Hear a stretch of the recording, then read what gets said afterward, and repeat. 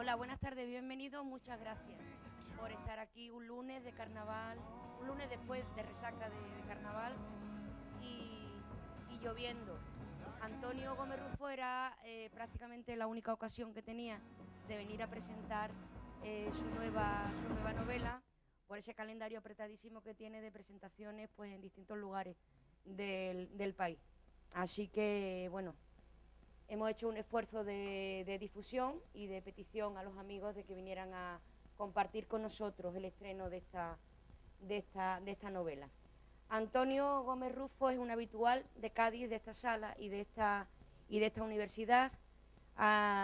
Vino, que yo sepa, por primera vez hace unos cuantos años a una sesión de presencias literarias y hicimos migas y desde entonces pues hemos contado el uno con el otro siempre que hemos tenido la posibilidad. Ha venido a varias convocatorias de arte y crimen, por ejemplo, ha venido más a presencias literarias, a algún seminario de literatura en verano dentro de los cursos de verano de Cádiz, y él, para mí eso ha sido un privilegio, pues ha contado conmigo para que, por ejemplo, le prologue su última trilogía de novelas de la que podríamos también hablar un poquito porque acaba también de salir a finales de 2010. Yo creo que el público que en estas condiciones y hoy llena esta sala sabe más o menos de sobra quién es Antonio Gómez Rufo, ¿no?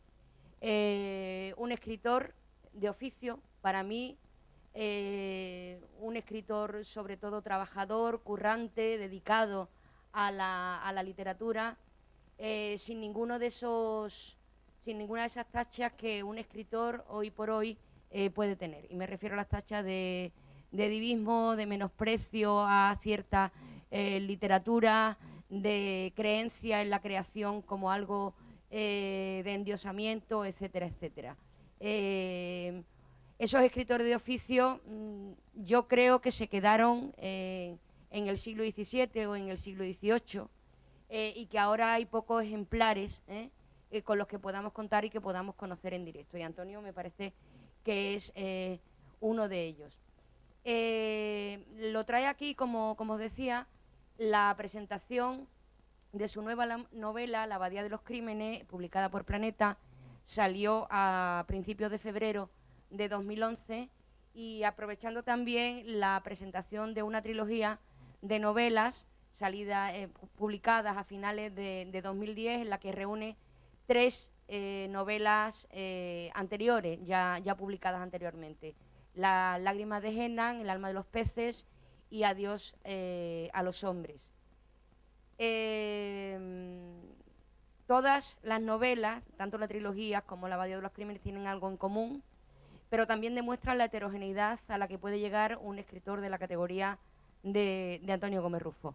A mí me gustaría que a medida que fuéramos hablando también de sus distintas facetas en la literatura. Antonio no es solamente un novelista, sino, como os digo, es un escritor de oficio y ha tocado todos los palos de la escritura: la novela, el ensayo, la biografía, el relato, el artículo periodístico, el guión cinematográfico, y es también de cine y un hombre de teatro en parte.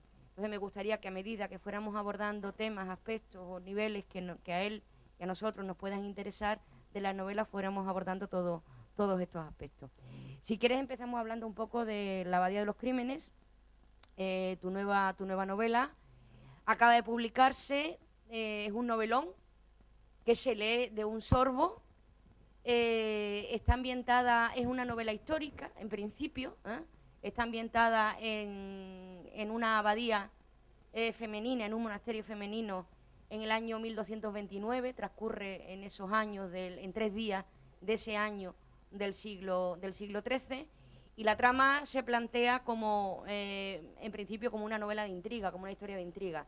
Han sucedido varias muertes, varias novicias han aparecido asesinadas y violadas, y eso pone en alerta a la corona de Aragón, de tal manera que el rey Jaime I, el único personaje masculino de la novela, se dirige, visita el monasterio y se aloja en la abadía de San Benito para intentar resolver el crimen. Ese hombre, Jaime, ese rey, está rodeado de mujeres, las monjas, por una parte, una monja en concreto, Constanza, que es la que hace de detective, ¿no? Que es una mujer especial, hablaremos de ello, porque a Antonio sobre todo le gusta mucho hablar de las mujeres y de sus mujeres novelescas, me parece. Y está rodeado también de Leonor de Castilla, su mujer, otro de los personajes históricos, y de Violante de Hungría, una dama de la reina con quien mantiene una historia de amor. La primera pregunta o el primer planteamiento, si a ti te parece bien, es hablar de qué es la novela. La crítica ya se ha planteado, la duda que siempre se plantea ante tus novelas sobre el género. Es una novela histórica, no es exactamente una novela histórica porque siendo histórica puede ser de intriga, siendo una novela de intriga histórica, cómo es que tiene humor, etcétera. Muchas gracias por la presentación. Y en primer lugar, pues mi agradecimiento a la Universidad de Cádiz por esta invitación a venir una vez más, como dice María Jesús, a la universidad y a las presencias literarias. Sí, es verdad que hace ya muchos años, ¿no?, que hacemos migas tú y yo. Y bueno, siempre que le es posible, siempre me invita a que participe con ustedes en un acto aquí en el aulario. Con respecto a la novela, pues yo creo que la novela es intergenérica. Hoy en día las novelas en general tienen que ser intergenéricas, es decir, independientemente del envoltorio que tengan, y en este caso tiene un envoltorio histórico, porque está localizado, como muy bien ha explicado María Jesús, en el 1229, en los días previos a la conquista de Mallorca por parte de la Corona de Aragón. Sin embargo, yo creo que el envoltorio ha sido lo que me ha dado una excusa, una gran excusa para poder escribir una novela de diversos géneros. En primer lugar, claro, hay una trama principal, que es el género de la intriga, porque hay que ir a resolver unos crímenes, tanto en lo que respecta a asesinatos de novicias como a violaciones de otras, algo imposible aparentemente, porque al suceder en un cenobio de clausura estrictamente femenino no tiene acceso ningún hombre a la abadía. Junto a esta trama de misterio, de intriga, hay una segunda trama amorosa, que es un triángulo amoroso, el que se produce entre don Jaime I, que en ese momento ha pedido la nulidad de su matrimonio, la anulación de su matrimonio al Papa, por razones de parentesco, razones lejanas de parentesco, pero lo ha solicitado así, es decir, ha dejado de amar a doña Leonor. Y una licencia que me permito es la de que una de las damas de doña Leonor sea Violante de Hungría. No es así, históricamente no es así, pero me tuve que permitir la licencia para que en esos 3 días, en esas 3 jornadas, Jaime I conozca a Violante de Hungría y a partir de ahí nazca un amor que luego le conducirá al matrimonio. El Violante, como saben ustedes, es la segunda esposa de Jaime I, quien le da 7 hijos y con quien don Jaime pasará el resto de su vida hasta la muerte de ella. Hay una tercera trama, una más, que es, voy a intentar resumirlo lo más posible para enmarcar el momento histórico en que está contada la novela. Don Jaime había pactado con los nobles aragoneses y los provenzales empezar por la conquista de Valencia, luego la de Murcia, y una vez conquistado el Mediterráneo, pensaba que Baleares caería sola y por tanto no habría baño de sangre. Sin embargo, los nobles catalanes deciden o exigen a don Jaime que se empiece por la conquista de Mallorca, con una frase que históricamente cuando la leí me hizo que pensar, y además quizá es el origen de por qué escribí esta novela. La frase concretamente de los nobles aragoneses a Jaime I era: tenemos que empezar por Mallorca. Mallorca tiene que ser una empresa exclusivamente catalana y el reparto del botín y de las tierras tiene que ser solo para los nobles catalanes. Y como en aquel momento estaba debatiendo el Estatuto de Autonomía, pues yo dije, joder, pues ya apuntaban manera a los catalanes hace 7 siglos. Y esa idea me hizo ahondar más en el momento histórico, pensar un poco más qué estaba sucediendo en aquel momento histórico. Y también de manera tangencial, no principal, pero sí tangencial, este marco histórico y este proceso histórico de la exigencia de las Cortes catalanas hacia don Jaime para que, aunque los nobles aragoneses y provenzales colaboraran en la conquista, el reparto del botín fuese solo catalán. Bueno, pues digamos que estas tres tramas son las que configuran la abadía de los crímenes. Por tanto, una trama de intriga, una trama de amor y una trama sociopolítica. Y todo ello envuelto en un gran sentido del humor. Yo he pretendido además, que creo que las novelas de hoy también conviene que sean así, además de entretener y de que el lector aprenda algo, yo creo que tiene que divertirse con las novelas. Estamos en un momento en el que el divertimento es una de las cosas que nos faltan en este momento y que si además de plantear una novela que tenga un interés en su seguimiento, pues además uno se puede divertir, pues miel sobre hojuelas. O sea que este es un poco la génesis de esta novela, cuyos protagonistas esenciales son por una parte Jaime I y en paralelo Constanza de Jesús, que es una monja navarra del monasterio de Tulebras. Si hablo mucho me cortas, porque yo hablo siempre mucho y a mí hay que terminar cortándome. En el primer cenobio femenino, el primer monasterio femenino que existió en la Corona de Aragón era el de Santa María de Valbona, que está en Lérida. Entonces yo me inventé la abadía a unos pocos kilómetros de Santa María de Valbona para utilizar dentro de la documentación los planos de Santa María de Valbona, los modos de vida dentro de la abadía, y para que me sirviera. Y luego el otro monasterio importante que había, pero fuera de la Corona de Aragón, pues yo quería que la investigadora fuese una monja que no fuese de la propia corona para que actuase con más objetividad, con más distancia. Era el monasterio de Tulebras, en Tudela, que todavía existe, un monasterio magnífico, a pocos kilómetros de Pamplona, que cuando estuve en Tudela la semana pasada presentando una novela pretendí visitarlo y naturalmente me pararon los pies porque aquello era un monasterio femenino y no se podía entrar, es decir, me dejaron acceder al museo que tienen, pero no más allá, y me hubiese encantado pues entrar y hablar un poco con las monjas y que me contaran qué hacían por allí dentro. Bueno, contaba todo esto a efectos de que sí he buscado una gran documentación histórica a la hora de escribir esta novela.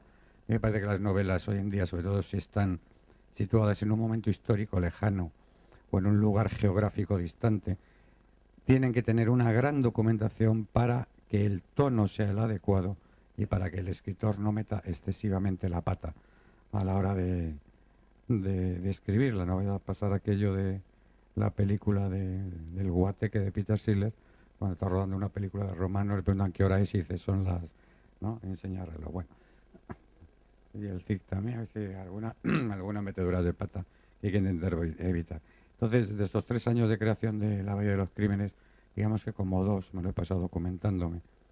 Y una vez terminada la documentación me olvido de ella y ya adquiero el tono necesario para contar esta novela de carácter histórico.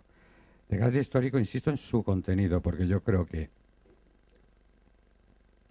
en el aspecto de la intriga, la resolución es puramente detectivesca, es decir, que se podía haber producido exactamente igual en la actualidad, naturalmente con otros medios, porque con CSI y con esas cosas, pues hay otro tipo de investigación, pero en definitiva es una investigación criminal al uso.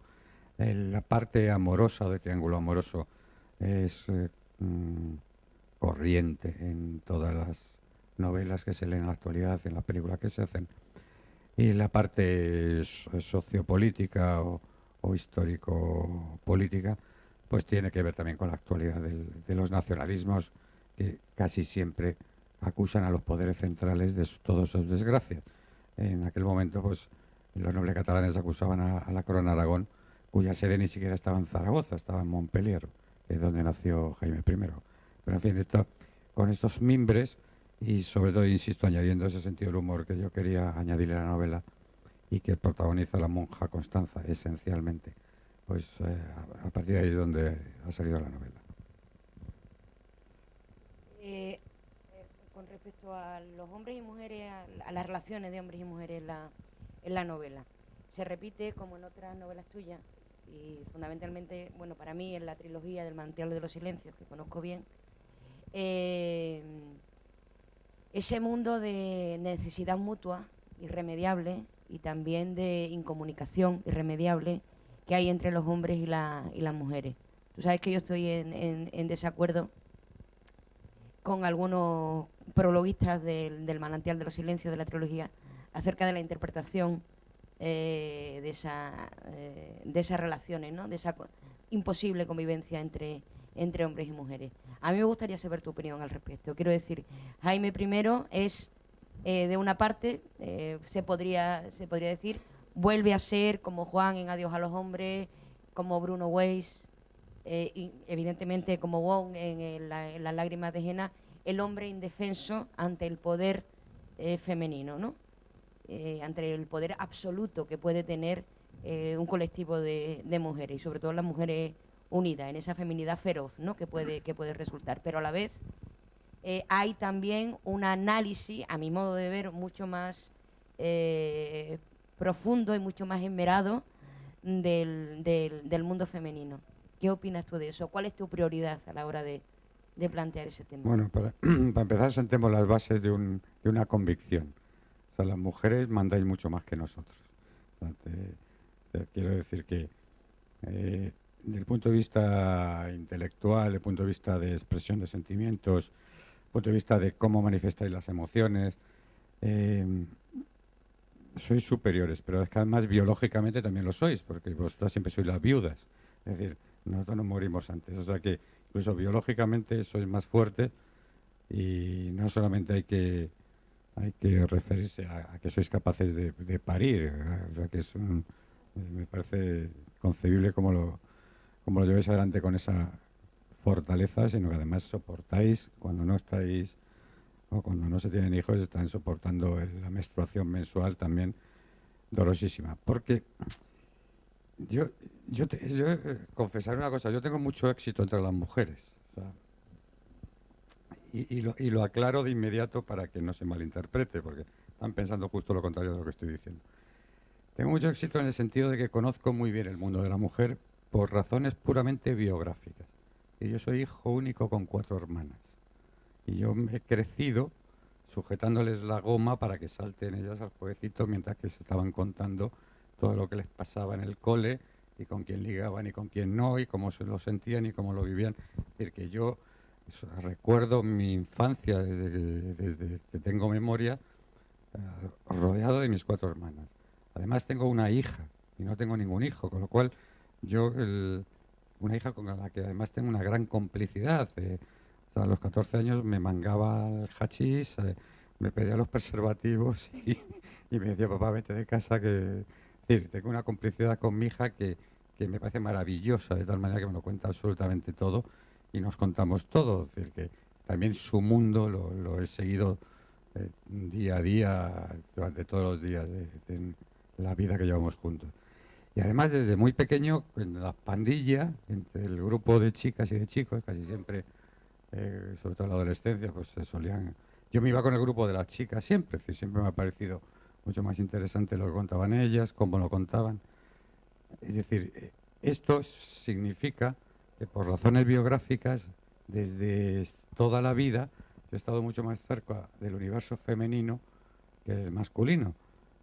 Tú que sabes de la relación que teníamos Luis y yo, Berlanga y yo, o sea, los dos coincidíamos en una cosa, es que todo ser humano tiene una parte masculina y una parte femenina. Nuestra parte masculina era masculina y los dos sabíamos que nuestra parte femenina era lesbiana. Es decir, estábamos absolutamente convencidos. Entonces, nunca habíamos tenido la menor pulsión hacia un atractivo masculino, sino siempre, incluso nuestra parte femenina, también adoraba a la mujer a la vez. Y por tanto, una vez que adoras, admiras y te encuentras tan a gusto de estas mujeres, empiezas a temerlas.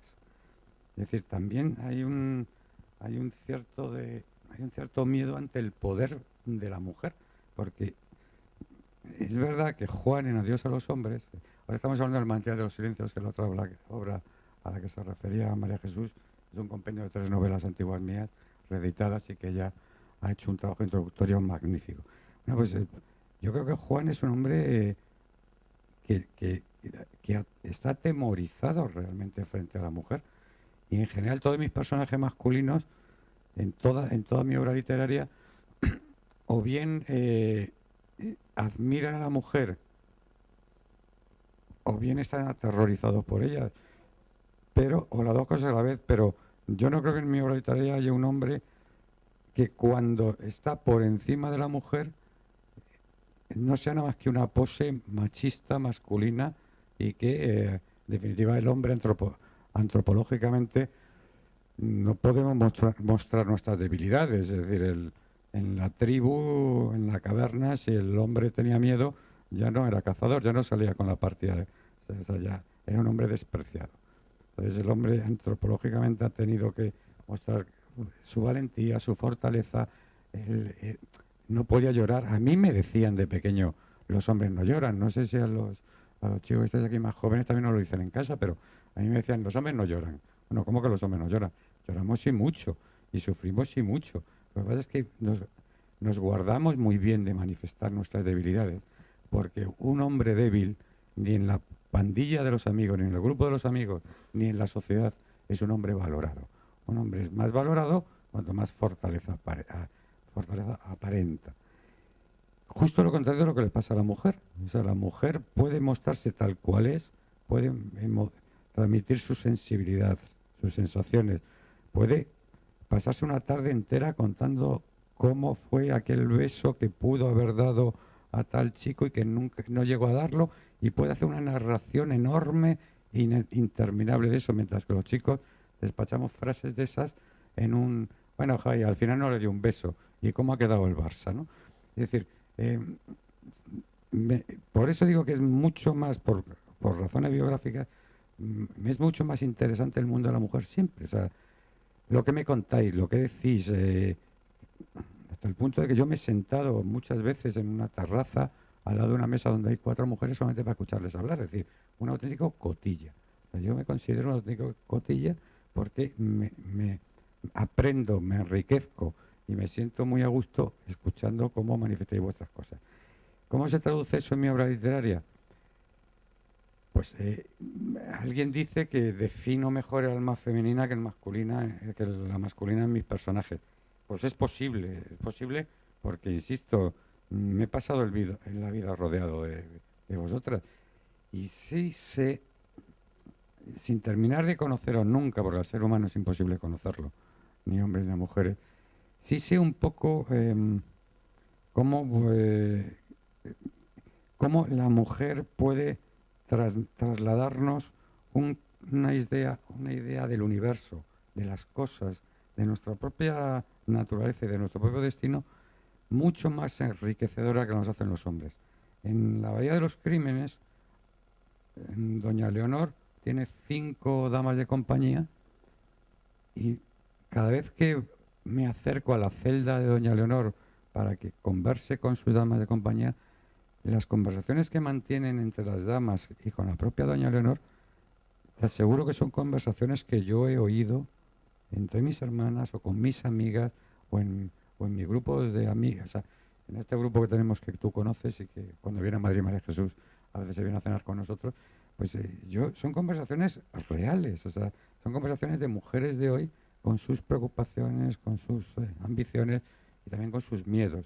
Y a mí eso me permite, aprovechándome del aprendizaje biográfico, pues me permite conocer o transmitir mejor lo que opinan las mujeres, cómo hablan las mujeres, lo que sienten las mujeres de lo que hacemos los hombres, pero no tiene ningún mérito. Entonces, me parece que es exclusivamente algo que me fluye de manera natural, o sea que esto creo que no tiene que ver ni con la creación literaria ni con la cualidad literaria que se pueda tener o no, sino simplemente supongo que un torero pues hablaría mucho mejor del mundo del toro que alguien que no lo sea, ¿no? O un médico del mundo de la medicina. Entonces, simplemente yo en la vida he estado ahí y por eso me salen mejor esos personajes. No tiene ningún mérito y tampoco hay, como se ha dicho en alguna ocasión, una denuncia, ¿no?, de la indefensión masculina ante el apabullamiento Es que no puedo haber, es que no puedo haberla. Es que cualquier denuncia al respecto sería una injusticia histórica atroz. Es decir, las mujeres hasta hace 20 minutos han sido absolutas esclavas de la sociedad. Mm, pero es que basta repasar un momento. Claro, es que, perdona, pero es que yo creo que estudiamos muy poco la historia de nuestro país. O sea, ni de nuestro país ni de ninguno. Quiero decir que la historia yo creo que es la gran asignatura pendiente de estudiar, pero no en fechas, en batallas, en dinastías monárquicas, sino algo que a mí me ha costado mucho esfuerzo encontrar en el siglo XIII, es la vida cotidiana, o sea, las costumbres, los usos, cómo se vestía, qué se comía, cómo se comía, cuáles eran las relaciones interclase, por llamarlo de alguna manera, que no había nada más que dos clases, claro, la aristocracia y los plebeyos. Pero es que la mujer hasta hace, insisto, hasta hace 2 días, ha sido no sé cómo decirlo, la fábrica de hijos para mantener la estirpe en una familia. Es decir, ha sido la que hacía los hijos sin ni siquiera tener la menor satisfacción sexual en el momento de la mm, el coito, sí. Iba a utilizar otra expresión. En el momento de la fecundación, pero eso es mucho todavía mucho más animal, ¿no? Digamos. Quiero decir que la mujer no solamente en el ámbito doméstico estaba encargada de todo, sino que además trabajaba en el campo, trabajaba en el huerto, tenía que alimentar, y el hombre volvía de la guerra o de la caza y tenía que tenerlo todo hecho. Me gustaría que hiciéramos un experimento juntos aquí y además las mujeres se darían cuenta y los hombres también de lo que estoy diciendo. Si nos ponemos los dedos así, en esta posición, los hombres no veremos los dedos. No veremos los dedos. Las mujeres sí. Las mujeres lo verán. Porque genéticamente la mujer tiene una visión mucho más amplia porque tenía que cuidar la prole y tenía que estar atenta de todo lo que pasara en la prole. Y eso, bueno, ahora no porque os va a dar vergüenza, pero llegar a casa y los hombres no vemos, no vemos los hombres en los dedos, las mujeres sí lo veréis. Es decir, incluso hasta antropológicamente, o sea, la naturaleza nos ha dotado de distintas cualidades. Y mientras la mujer ha tenido que ser una esclava del hogar, ha tenido que ser la madre de los hijos, la que cuidaba la prole, la que atendía el campo, la que daba de comer, la que no tenía ningún derecho hasta, bueno, en España hasta el año 81, todavía la mujer para comprar una lavadora, todo el mundo sabe que tenía que pedir permiso del marido y no digamos para viajar y esas cosas. O sea, ¿cómo vamos ahora a criticar el que por fin la mujer tenga, y todavía estamos en España en el 17,1 y en Europa el 17,5 en menos de salario a igual trabajo, ¿eh? Es decir, que nos queda un camino por recorrer muy amplio, simplemente hasta que seamos iguales. Yo no quiero luego que la mujer sea superior, o sea, no quiero que la situación sea reversible, aunque no digo que no nos lo merezcamos, pero no, a mí no me gustaría. Pero simplemente hasta el camino de la igualdad todavía nos queda un trecho y hay que seguir trabajando en ello y hay que seguir animando a las mujeres y a los hombres a que participen de este cambio imprescindible. Entonces, ¿es verdad que yo puedo tener miedo a las mujeres? Claro, yo soy educado por una madre que a mí no me dejaba hacer la cama, o sea, la cama o poner la mesa, eso lo hacían las hermanas. Es decir, y de 20 años a esta parte la mujer ha adquirido una independencia social, económica, sexual, de un ámbito de libertad que a los hombres nos ha dejado descolocados. Y, y ya no hablo solamente por mí, que también, pero es que en el mismo grupo de mi hija, que es gente de 25 años, pues todavía los chicos tienen unos comportamientos machistas que a mí mismo me escandalizan. Digo, oye, chaval, que esto no va así. O sea, que esto va de otra manera. Bueno, pues creo que va a costar un par de generaciones todavía a que lo que es normal se convierta en socialmente normal. Y yo creo que ahí es la mujer donde tenéis que estar educándonos, porque nosotros provenimos de una educación de madres, abuelas, tías, incluso de hermanas, donde parecíamos los reyes de la casa. y esto es absolutamente absurdo. Y no sé a qué venía esto, porque como ya digo que hablo mucho, yo me arrollo y me pierdo, pues Vamos a ya me seguir he metido en un hablando, jardín y ya no sé por dónde voy. vamos a seguir hablando de la abadía de los crímenes. A mí me gustaría que hablaras un poco del el carácter cronístico, documental, histórico que tiene la novela, porque no es la primera vez tampoco que estableces vínculos en tu escritura entre la crónica, el documental y la creación literaria, la ficción, digámoslo así. Por ejemplo, Las Sí, lágrimas de Genal surge, tengo entendido, de una noticia de un periódico, ¿no? sí. Cuenta un poquito ese... Es que Le pasa a muchos escritores, pero a grandes escritores, es decir, mm, a escritores que tienen un interés inusitado por la realidad, ¿no? Y es precisamente de su penetración en la realidad y su observación minuciosa de donde surge la ficción. sí, esto, salvo algunos críticos especialistas que han leído con atención mi obra, casi siempre dicen que yo escribo novelas muy diferentes todas y que ninguna tiene nada que ver con la otra. Y es verdad porque suceden en momentos históricos diferentes, que en lugares geográficos muy distintos, con temáticas aparentemente muy diversas. Y sin embargo yo soy de la opinión de que siempre escribo la misma novela. O sea, yo siempre escribo sobre lo que nos está pasando en la actualidad. Algunas novelas surgen de la lectura de una noticia de un periódico, otras de una injusticia social que yo veo en la calle, otras de una situación política concreta. Cuando escribí Leyenda del falso traidor fue un momento en que la corrupción política se estaba haciendo insoportable en España. Entonces estudié el momento de Bruto y Julio César con lo que pasó en el siglo I antes de Cristo, cuando Julio César quiso acabar con la República para hacerse emperador. Cuando escribí Si tú supieras, yo tenía muchas amigas lesbianas que sufrían muchísimo su condición sexual, incluso tenían que ir, sus padres las mandaban al psicoanalista y las trataban como unas enfermas, y creo que había que reivindicar aquella situación.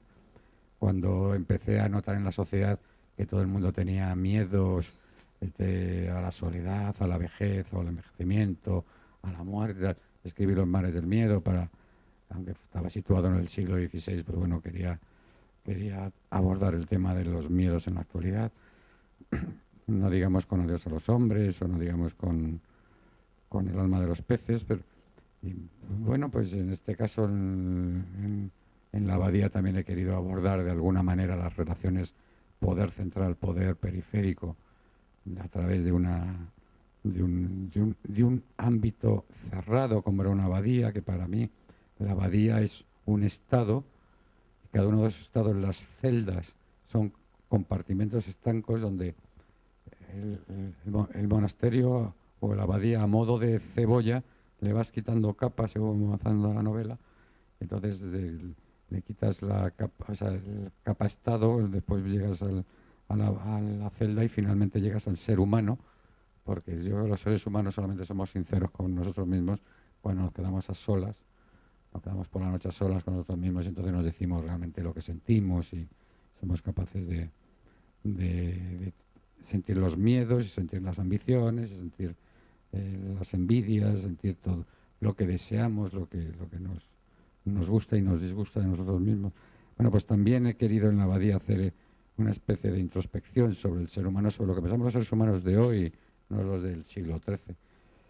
Y bueno, todo eso para escribir, sí tomo datos de la realidad, pero insisto, me parece esencial que a la hora de hacer esa crónica, digamos, histórica, como dices, tengo que tener muy claro para el tono, lo decía al principio, la documentación histórica del momento. Porque hay otra cosa que también me gustaría decir. He dicho que la Edad Media, el siglo XIII, es poco conocida, es decir, hay poca documentación sobre ella. Pero es que sobre don Jaime I de Aragón, que es el personaje más importante del siglo XIII en Europa, en la cristiandad, prácticamente no hay ningún... Hay una sola biografía que he encontrado en Valencia, en la Biblioteca de Valencia, que es bastante completa en cuanto a sus habilidades guerreras, como un hombre luchador, un hombre brutal, de carácter arisco, capaz de ordenar cortar la lengua a cualquiera que le llevara a la contraria. Era un hombre muy brutal y, sin embargo, por pequeñas anécdotas que se dejan, que se descuelgan de la propia biografía, yo estoy convencido de que era un hombre, además, con una dualidad. Es decir, por una parte estaba su afán conquistador y guerrero, por otra parte tenía una gran sensibilidad. La anécdota de la golondrina o la anécdota de cuando le atraviesa una flecha en la cabeza, cómo es capaz de marcar su territorio con las 4 manos ensangrentadas sobre una piedra, y de esas 4 marcas de los dedos es donde nace la bandera de la corona de Aragón, la que tiene Aragón, Cataluña, Baleares y Valencia, que son las 4 huellas de los dedos de sangre de Jaime I. Entonces, yo necesitaba en esta novela, y que si algunos os animáis a leerla, que os animo, es que veréis cómo Jaime I empieza siendo un personaje antipático, y a lo largo de la novela veréis que se va dulcificando, se va humanizando, hasta que al final de la novela termina siendo un ser humano. Yo he utilizado a Constanza de Jesús, a la monja navarra, para esa humanización, porque es verdad que Violante de Hungría solamente aparece en su vida un poco después. Yo sinceramente creo que es el matrimonio con Violante cuando se enamora.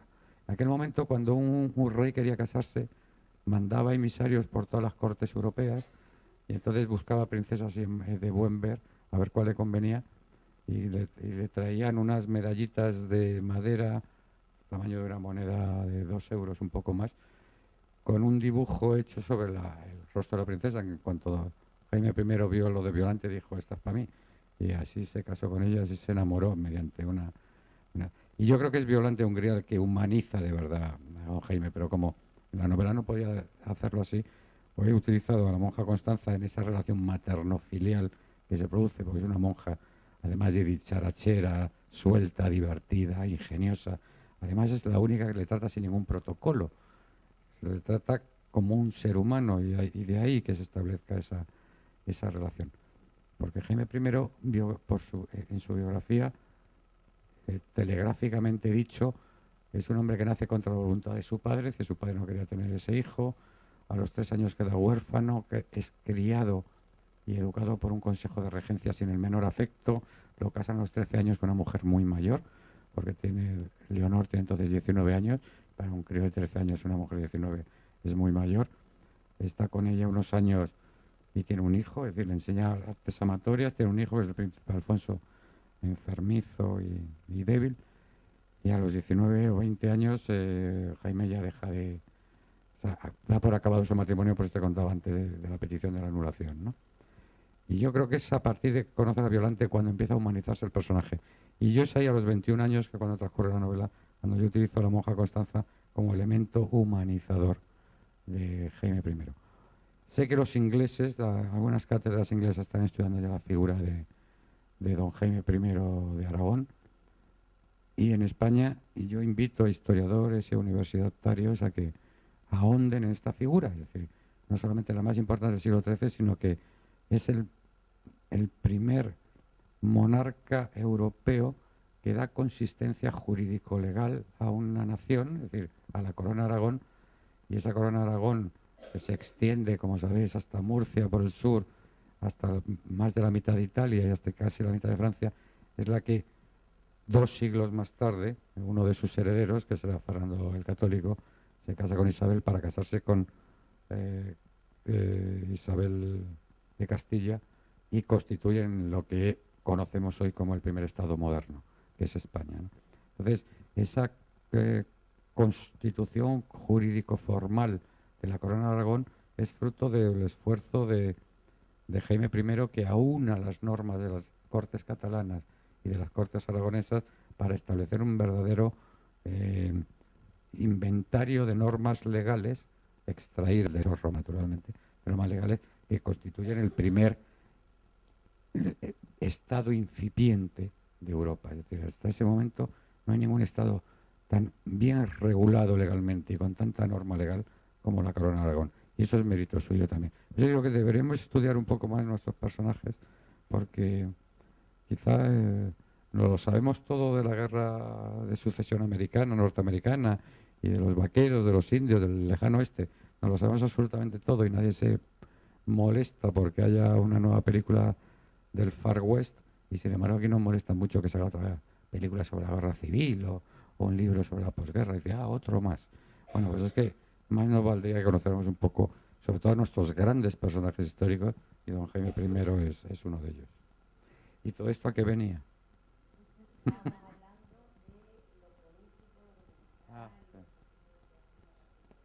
¿Te he contado más o menos? O...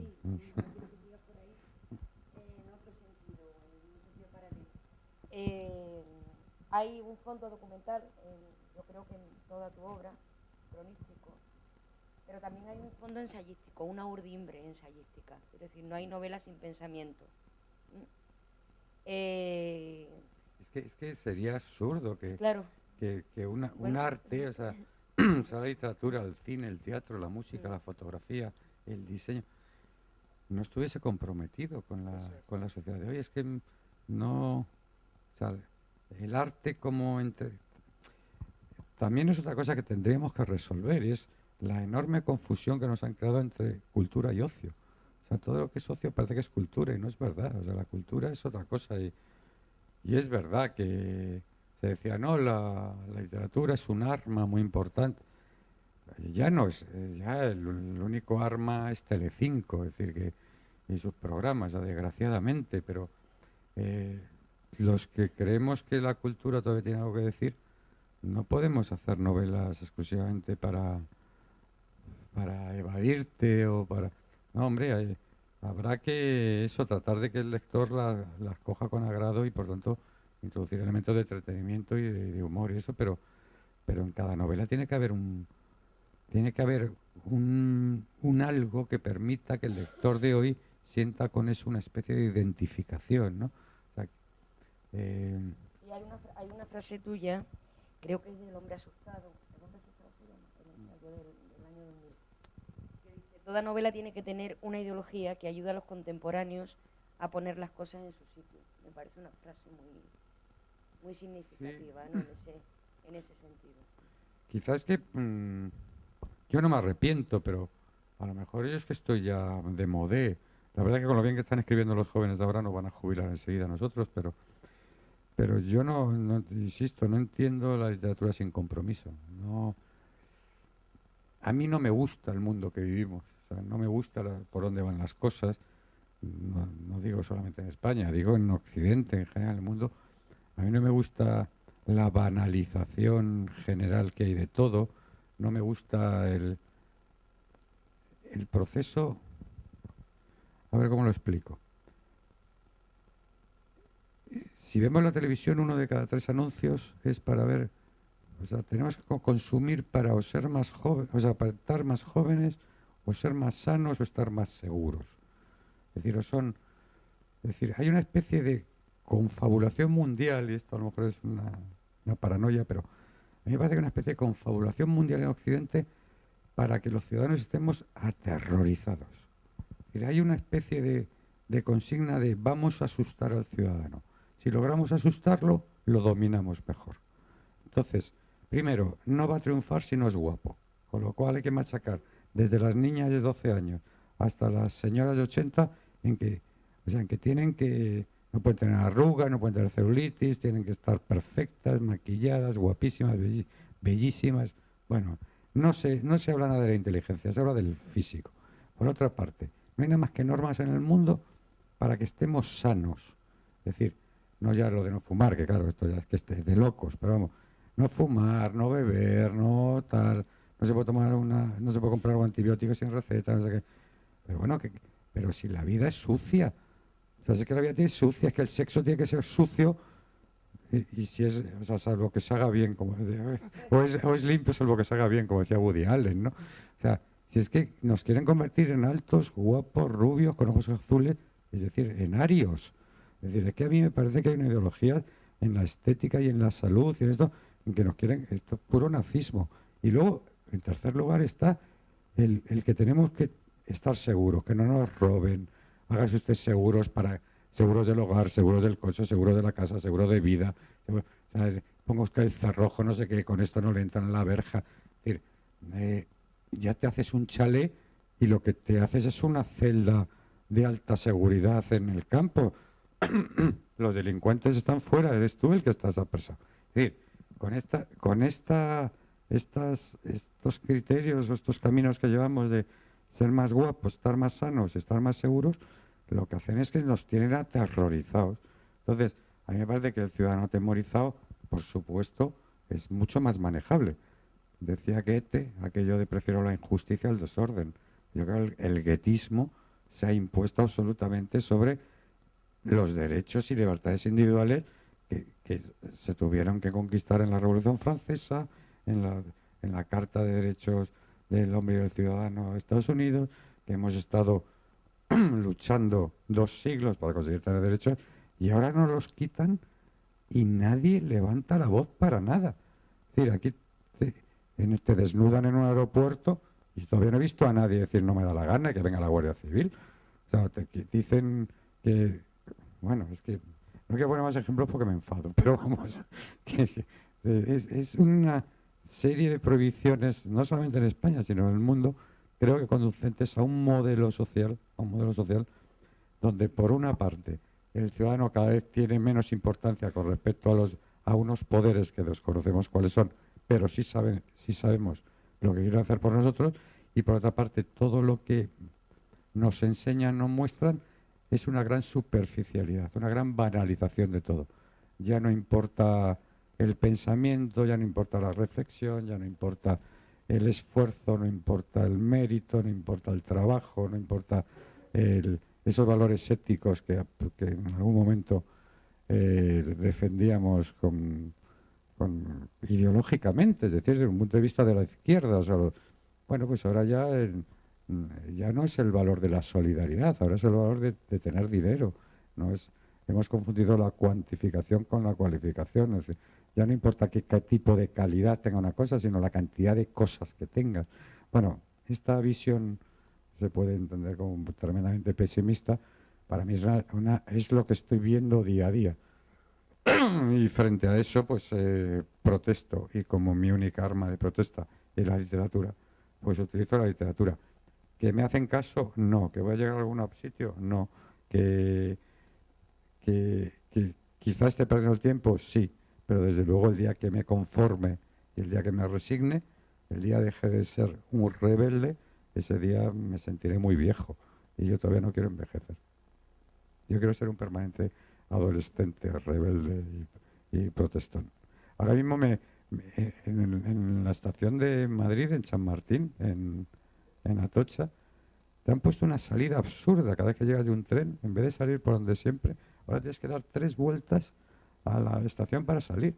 Yo salgo todos los días por donde salía antes. Pero ya me dicen, oiga, que no es por ahí. Yo digo, pues para mí sí, y sigo andando. Y un día que venga la policía y que me pare, porque es que me niego a los absurdos, pero es que la gente no dice nada, y eso a mí me cabrea muchísimo, la falta de ganas que hay de rebelarse contra cualquier cosa. Y eso es porque, insisto, porque es como si todo nos diera igual. Bueno, creo que va a llegar un momento en que va a haber un levantamiento universal, o sea, no solamente en España, sino universal. Los franceses ya están con el Indignez-vous, este libro, este viejecillo encantador. O sea, ya están empezando a tomar posiciones. Espero que esto sea pronto en toda Europa y en todo el mundo occidental. Ya veremos. La Bahía de los Crímenes también, a mi modo de ver, es una novela cinematográfica. Tu vinculación es una novela visual, o por lo menos cada escena, las escenas que tiene, tiene mucho de acotación, como si se preparara una escena de pues esto cine. Ha salido ¿No así. has pensado nunca como guión la novela? No, y además que creo que alguna vez lo he dicho también aquí contigo, me parece el lenguaje narrativo y el lenguaje cinematográfico son 2 lenguajes radicalmente diferentes. Yo cuando escribo una novela sin pensar absolutamente nada en el cine.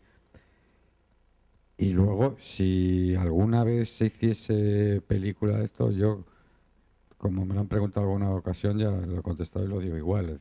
O sea, yo no quiero saber nada ni del guión, ni de la dirección, ni de nada. Yo iré el día del estreno y diré me gusta o no me gusta la película y punto. Hombre, si me dan un papelito así con frase en alguna secuencia erótica, me apunto. Pero no quiero saber nada de eso porque creo que son dos lenguajes absolutamente diferentes. Y lo que pasa es que mm, si vas preguntándome por donde creo que vas preguntándome, mm, no, es que no sabría hacerlo.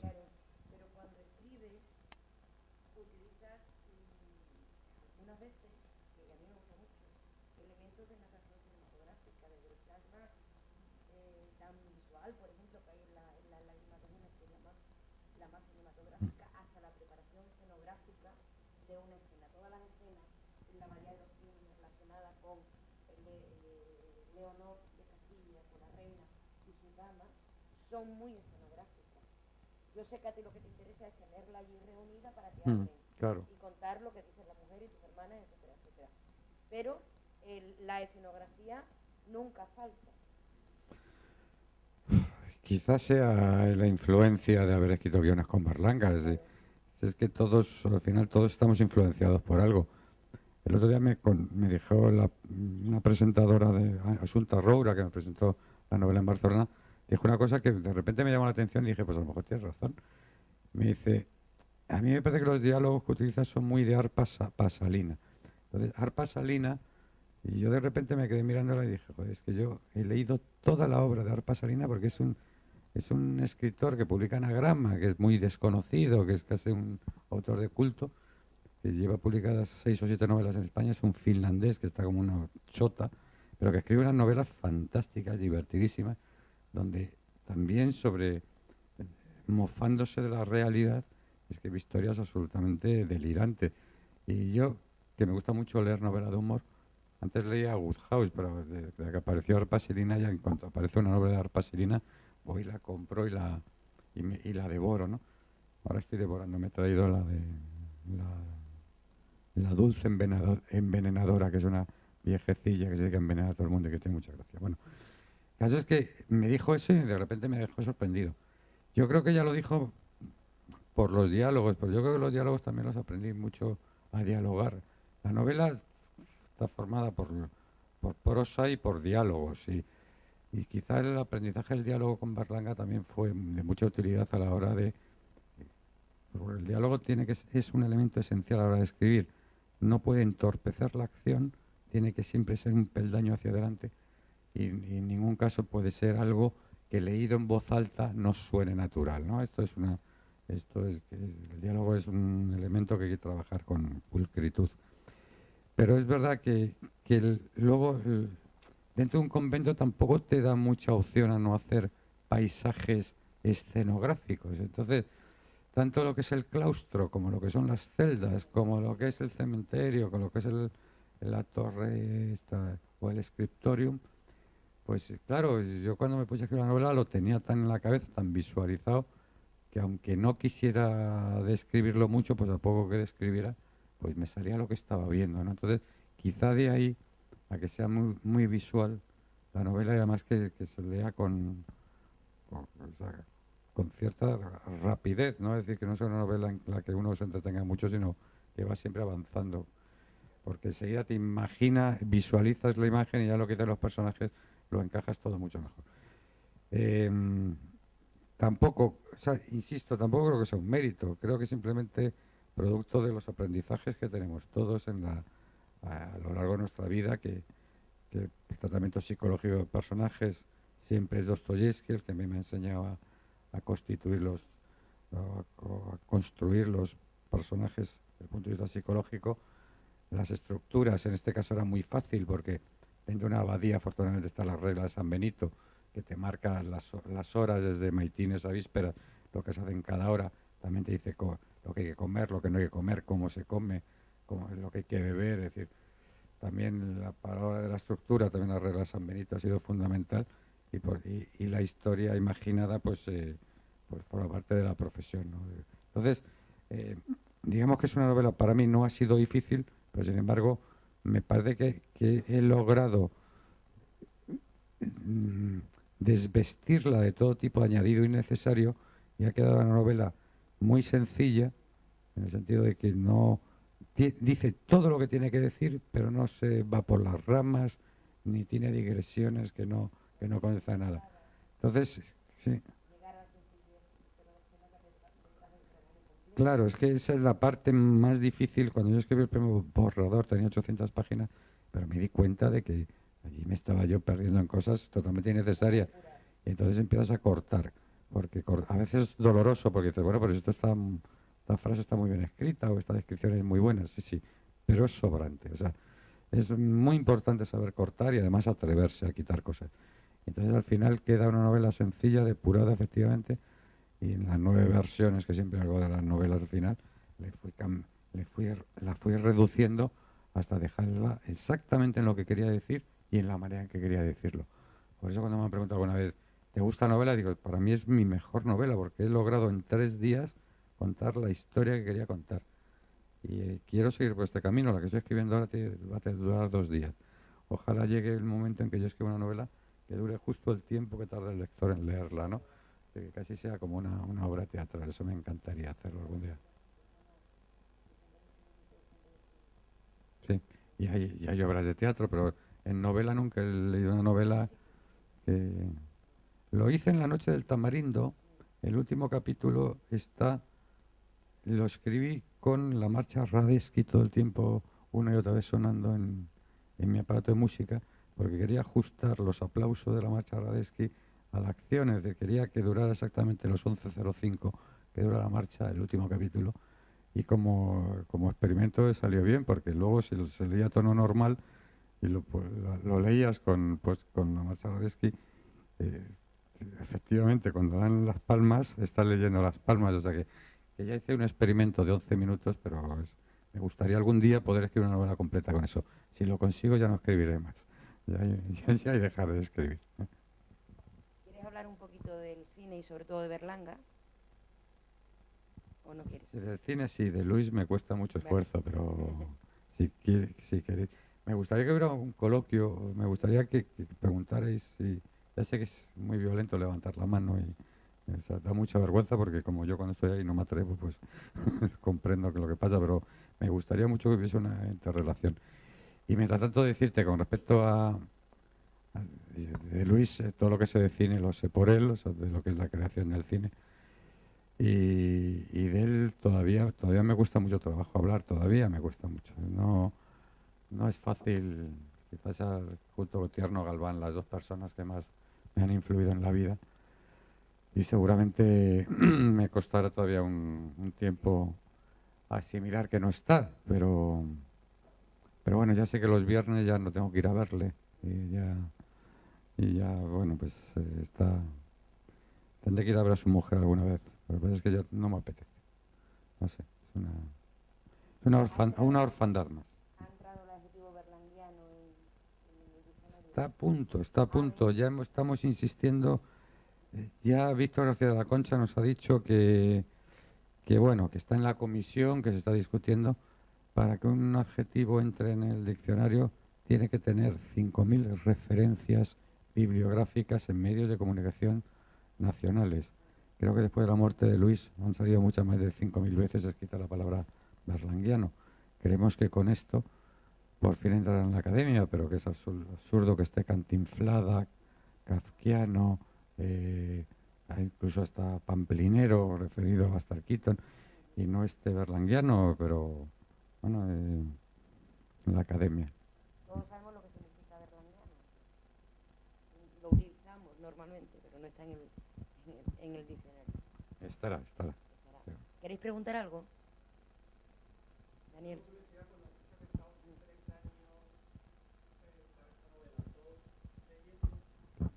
Documentando.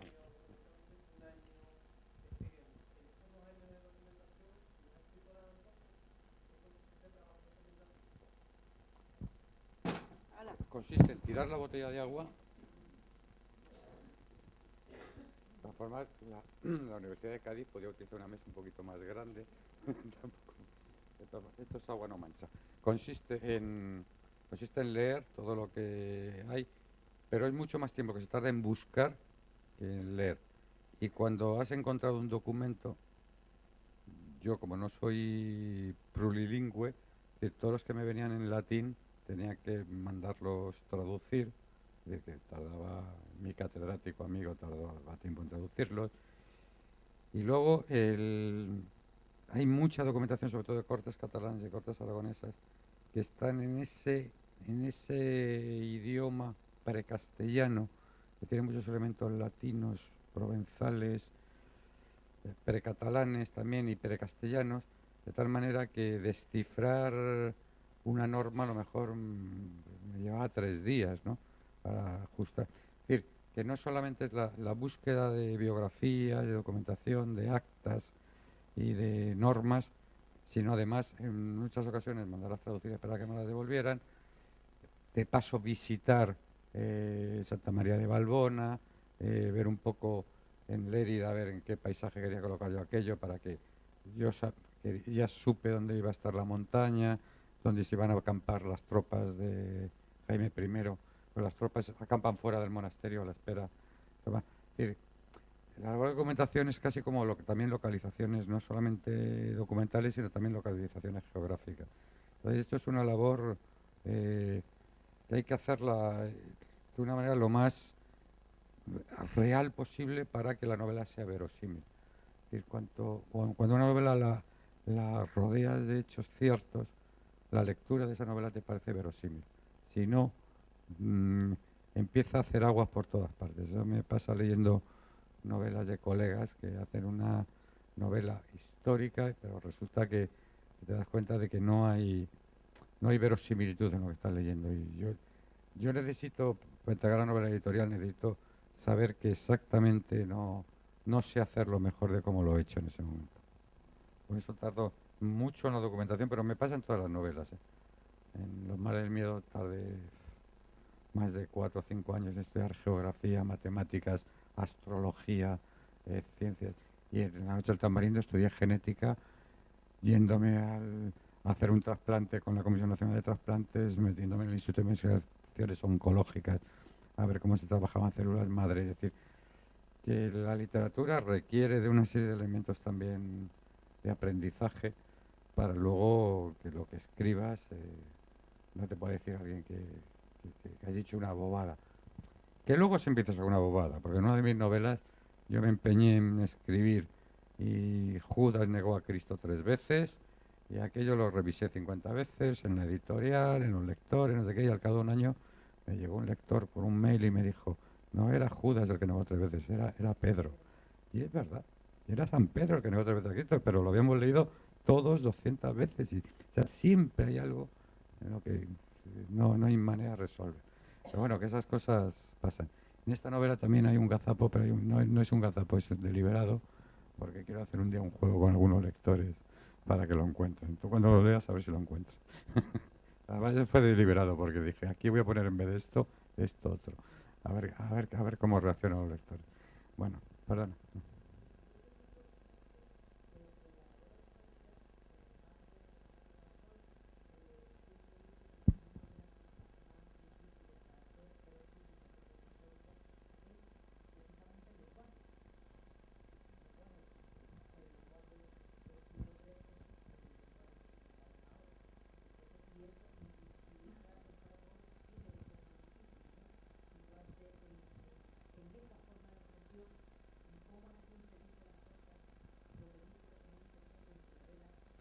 Sí, pero es que eso es exigirse uno demasiado. O sea, uno está escribiendo para el lector de hoy y por tanto tiene que escribir para el lector de hoy. Otra cosa es que en los diálogos adoptes ciertas formas protocolarias que no son muy distintas de la Casa Real española actual. No hay, no hay desde luego en una novela histórica no es necesario escribir como, como escribía Cervantes el Quijote, si vas a escribir sobre el siglo XVI. O sea, hay que escribir para el lector de hoy y luego, para eso que yo he hablado del tono, pues hombre, pues si al rey lo llaman majestad o le tratas de vos y Jaime trata a todos los demás de tú, pues es lo que hace don Juan Carlos con nosotros cuando nos lo presentan en algún sitio, nos trata de tú y nosotros de majestad. Es decir, que forma parte de la convención protocolaria de la Casa Real con los ciudadanos, ¿no? Entonces, pero vamos, yo realmente si yo me encuentro con una novela histórica de cualquier colega situada en el siglo XV y me lo escribe como escribía Cervantes, llego a la página 20 y lo dejo porque a Cervantes le aguanto las 1000 páginas del Quijote en ese lenguaje, pero a un colega no, ¿eh?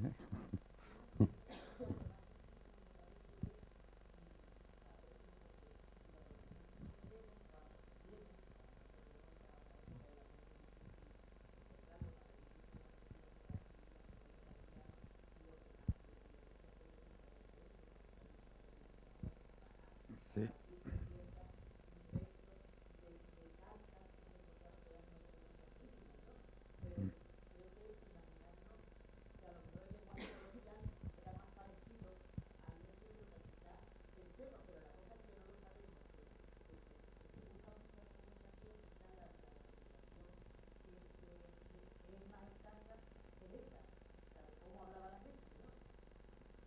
Sí, porque el cómo hablaba la gente ni siquiera está en el romancero. Es decir, ni siquiera hablaba como es el Cantar del Mío Cid, que podía ser de una época aproximada al siglo XIII. No, insisto, Margarita Yourcenar tenía problemas, pero bueno, yo cuando escribí Leyenda del falso traidor también era sobre la Roma y en Plutarco lo encontré casi todo. Es decir, que no se trata de imitar un lenguaje, se trata de que, que al lector de hoy le suene razonable que la relación entre los personajes sea así. Que sea razonable quiere decir que sea verosímil y que uno se crea que el tratamiento sea así. No sería sería insoportable. Obviamente, otras cosas, Adriano hablaría en latín, o sea, no hablaría en francés, ¿no? ¿Eh? Sí. No, pues eso simplemente pensar en... Al final una novela no es nada más que una narración oral. Es que es los escritores somos los herederos de los ancianos de la caverna que reunían a la tribu y les contaban oralmente las hazañas de sus antepasados. Entonces, nosotros lo hacemos por escrito, lo ponen tapadura, una portada muy bonita y les cuesta a ustedes 20 euros la broma, pero en definitiva los escritores lo único que hacemos es contar historias.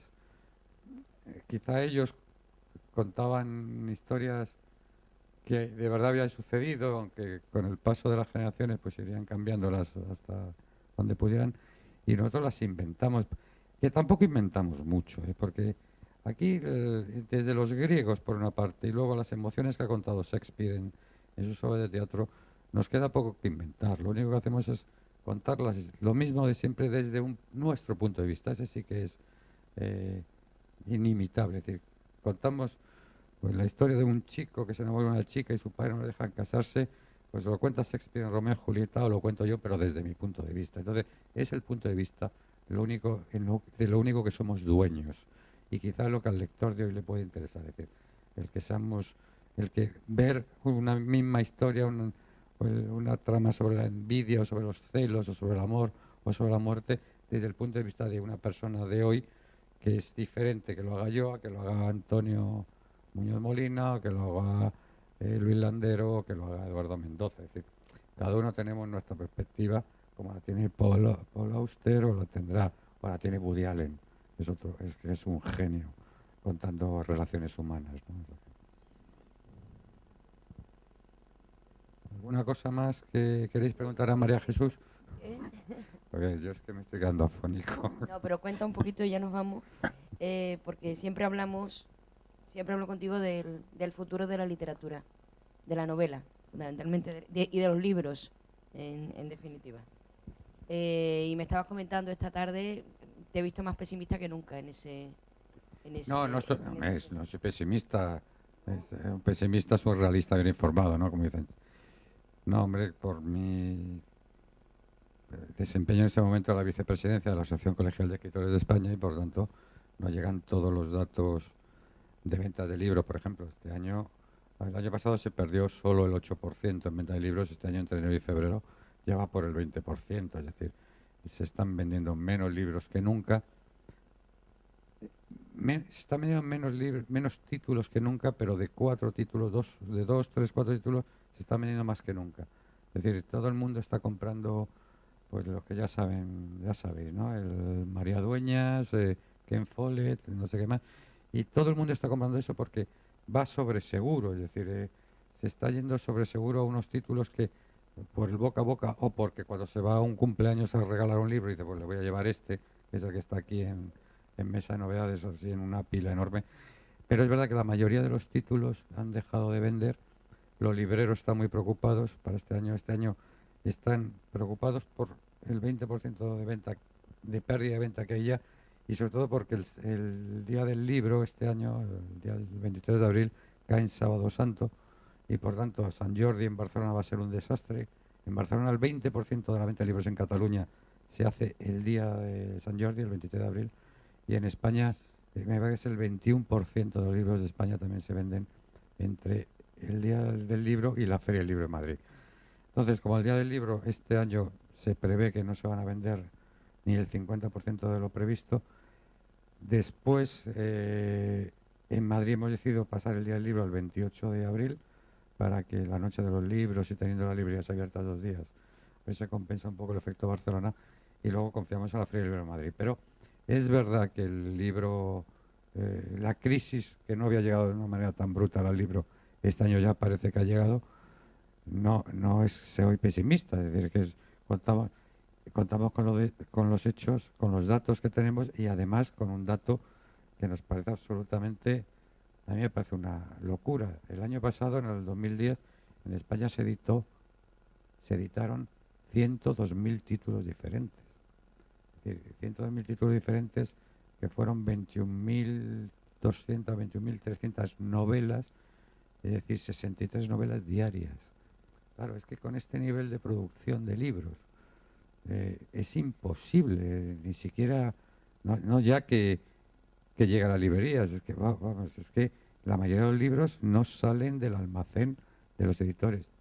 Que yo les pregunto muchas veces y por qué esta publicación. Y ellos dicen que por un mecanismo que no voy a explicar porque es muy largo, pero las editoriales no tienen con las librerías relaciones económicas, sino cuentas abiertas.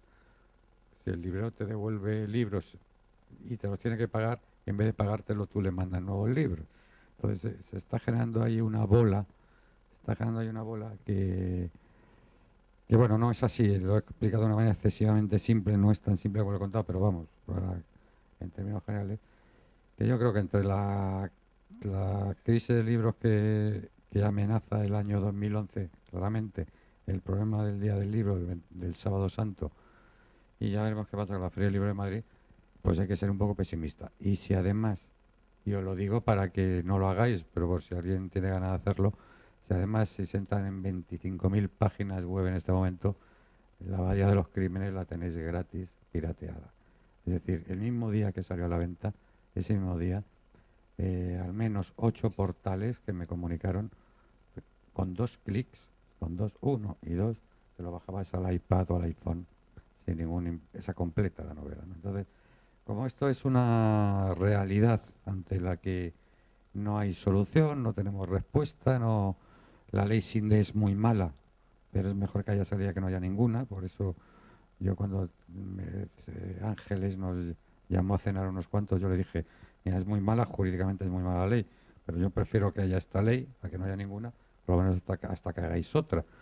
Pero en fin, que es un poco triste y por otra parte, no sé si halagador, pero no sé cómo diría, es agridulce para el autor saber que el mismo día que sale tu libro a la venta, que te dice la editorial, mira, toma los ejemplares, ya están en librería, ese mismo día veas que entras en una página y que hay 8 personas descargándosela. Pensamos, o yo pienso, para consolarme, que esas 8 personas que en ese momento se la estaban bajando, que tampoco iba a pagar 20 euros en la librería, con lo cual, bueno, pues el que la lea, ¿no?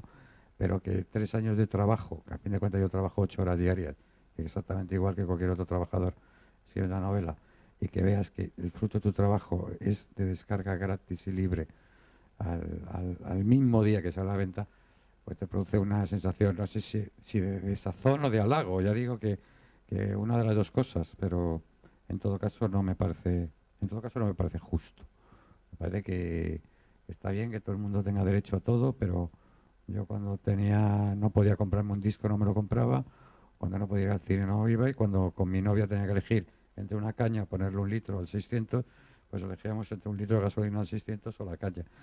Y así ha sido siempre. Entonces ahora el que todo sea gratis, todo sea libre y tal, bueno, pues supongo que es un debate que los internautas no están de acuerdo, claro, pero yo creo que esto algún día llegaremos a algún tipo de acuerdo, espero.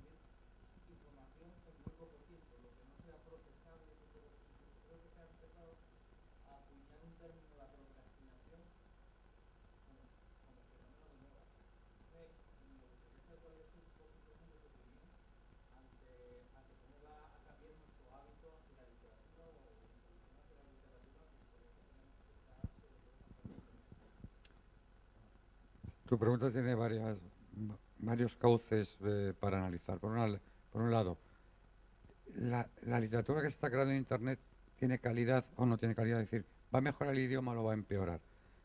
Pues como todo, hay blogs muy buenos, hay literatura muy buena en Internet y hay literatura muy mala. Es decir, que en ese sentido prosperará la mejor y fracasará a la larga la peor. En segundo lugar, la visión de la gente anti-Internet es una visión vertiginosa. Es decir, necesitamos que nos lo concentren todo en muy poco espacio de tiempo, porque queremos, lo que tú dices, informaciones rápidas. Bueno, en Japón, y aprovecho para lamentar lo que está sucediendo estos días, en Japón hay 2 millones de descargas diarias en móviles de mini historias que no pasan de 25 palabras, donde los jóvenes están enganchados a microrelatos desprovistos de cualquier tipo de creación literaria, pero que sí que cuentan hechos. Es decir, te cuentan hechos puros, simples, incluso hasta en este nuevo lenguaje de apocopado que utilizamos todos en los SMS, y en Japón se publican ya 2 millones de descargas.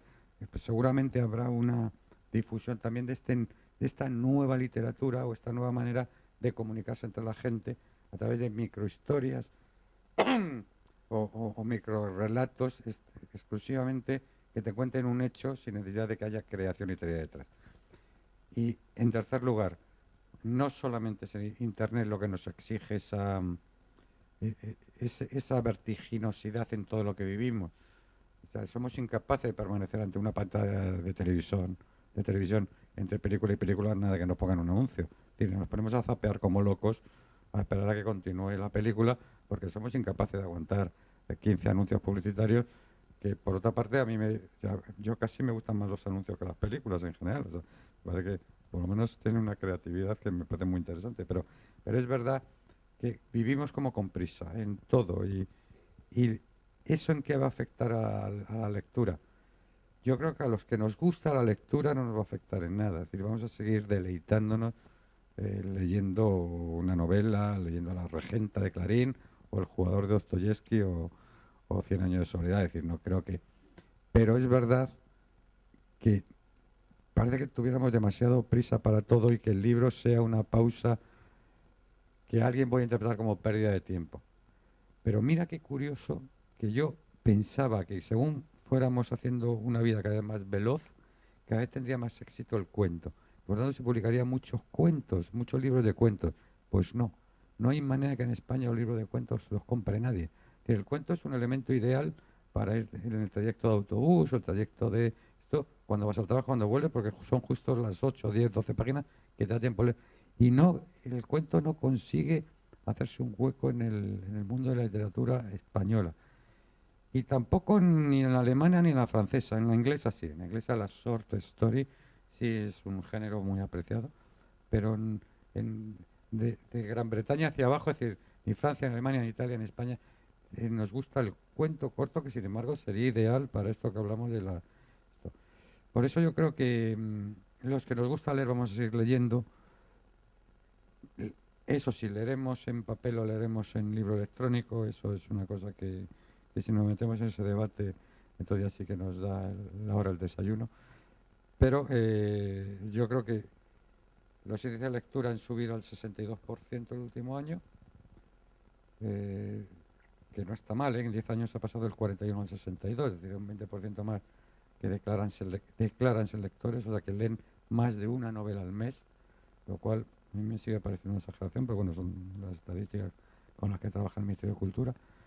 Y sí es verdad que tú vas al Corte Inglés en Navidad y la gente arrasa con los libros como si fueran chuches. Entonces, es verdad que se regalan muchos libros y se compran muchos libros. Que se vendan, que se lean, eso ya es salir a otro costal. Pero que ese fenómeno que hasta esta Navidad pasada se ha vendido mucho, parece que este año, ya decía antes que parece que ha entrado un poco en picado. Pero vamos, Internet es un universo nuevo, es una jungla sin explorar y lo que es más grave, antes de que la exploremos, yo estoy convencido que en muy breve espacio de tiempo el Internet que conocemos desaparecerá. Habrá un nuevo sistema global de intercomunicación. Creo que Bill Gates nos va a dar una sorpresa bastante pronto. Creo que va a haber una nueva fórmula que es diferente al Internet que hoy conocemos, mucho más interactiva, mucho más relacionada con el aparato televisor y con los demás electrodomésticos de la casa, incluso teledirigidos desde la distancia, y donde vamos a tener el reloj de pulsera, vamos a tener la comunicación, que no va a ser por la misma vía de los servidores, que son demasiado pobres que hay en este momento, sino por unos sistemas nuevos que ya están ensayando, y según Microsoft, por una cosa que se le escapó, parece ser que hay 3 satélites dispuestos a lanzarse al espacio ya para este nuevo sistema informático mundial, que ya será, que no podrá ningún país censurarlo, es decir, ya China no podrá censurar páginas web, sino que va a ser un sistema integrado global, que probablemente el Internet, o sea, que todas las fotos que tenemos en Internet, quien quiera rescatarlas, que las pase a papel, porque un día habrá un apagón digital y aparecerá un nuevo Internet, todo eso lo habremos perdido. Esto lo tenemos ahora en el ordenador. Nuestra vida está ahora metido en una pantalla de ordenador. El día que eso del apagón nos quedamos sin nuestra parte biográfica de los últimos 5 años, o sea que más vale tener, ni siquiera valdrán los CDs, o sea, no vale guardar un CD, o sea, el papel es lo único que lleva subsistiendo 5 siglos y las fotos están en sepia, pero están ahí, ¿eh? Eso es lo único que está ahí. Muchas gracias. ¿Hemos acabado? Sí, estás afónico ya. Pues muchísimas gracias.